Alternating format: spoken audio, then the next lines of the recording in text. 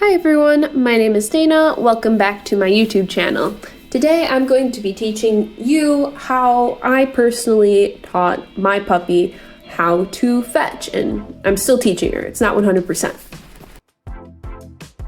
Off the bat, you want to have a toy that is only used specifically for fetching time. So then that way it associates that specific toy with fetching. And also it makes that toy more exciting than toys it may see all the time. As you can see, when my puppy Ammo brings the toy back to me, I'm not taking it away from her right away. I'm letting her tug. I'm amping her up, getting her excited and playing with her when she brings it to me. And that is because when she brings it to me, I don't want her to associate her toy being taken away from her right away. I want her to associate bringing the toy to me and having a party, having a really good tug time. She loves tug. And this is something eventually that I'll do less of and less of as she has a better habit of bringing the toy to me. But if you start off with having the dog bring the toy to you and then taking it away from it right away, why would the dog want to bring the toy to you? This is not my first training session with her when it came to teaching her fetch, so I did not start off throwing the disc as far as I am right now. I started off just tossing it a little bit in front of me, honestly. So don't start off as far as I am with the throwing.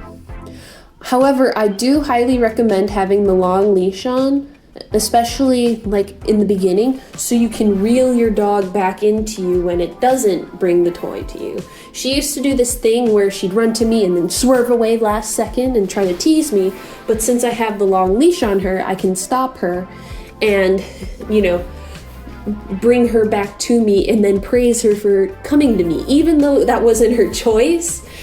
And even if you kind of had to force the dog to come to you, you always want to make it exciting for the dog coming to you.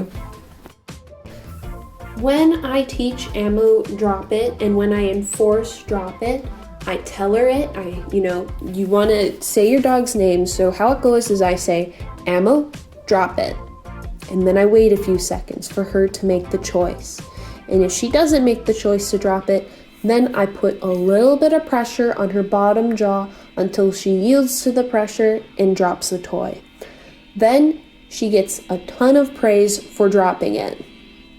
You want to make sure to reward the drop it, even if you had to make it a little uncomfortable for them, and you want to make sure you give them a chance to drop it before adding the pressure as well. A few times I didn't have the best throw, and because of that, she had to go a little bit farther, and a few times towards the end, I wasn't really reeling her in with the leash either. And when you do take the next step in teaching them fetch, make sure that when they bring it back to you, it's even more exciting than what you usually make it, to really acknowledge the accomplishment of their actions. Another thing that I do as well is if the frisbee were to slip out of her mouth before I told her to drop it, I let her grab it again and keep on pulling, because I didn't ask her to drop it yet, so there was really, and I don't want to end the party so soon either. I want to wait until she gets her fill of tugging fun time before I have her drop it, because like I said, her bringing the disc to me should be fun. If the disc is being swiped from her right away, why would she bring it to me? So if it does accidentally get swiped, I want to give it back to her to keep on encouraging her bringing it to me. As I was saying earlier, once she gets better at this and is very consistent, I'll start throwing it farther and farther, but I'll keep the tugging in. The tugging is the thing that I'll weed out last. So basically, the farther I throw it, the bigger tug sesh she'll get. And then once I'm maxing out with my distance throwing wise, then she'll get less and less tug time. But I'm not going to just initially no tug time. It's going to be a thing that I slowly make less and less of a time. And disc isn't something I can really compete with in my area. This is just specifically because I can throw a disc farther than I can like a ball because I have a busted shoulder. And so for her, I would really prefer doing disc. Gunner, on the other hand, is a destructive monster, and he would immediately destroy any disc that I give him, so he has to fetch with his Kong ball. But I would prefer all of my future dogs to chase frisbees instead, because I can throw them farther, and that's more chasing time that they get. And also it hurts me a lot less. Obviously, my way of teaching her is not a one-size-fits-all sort of thing. So, if any of you watching have trained your puppy to fetch a different way, please leave it down in the comments to help anyone else out who is actively trying to teach their dog how to fetch. And my way will not work for all dogs. All dogs are different, so all training has to be kind of accommodating to the dog's needs. She is not a sensitive dog. If you have a more sensitive dog, the putting pressure on the bottom jaws might not be something you want to do. Telling them drop it and making eye contact with them might be enough for them to drop it.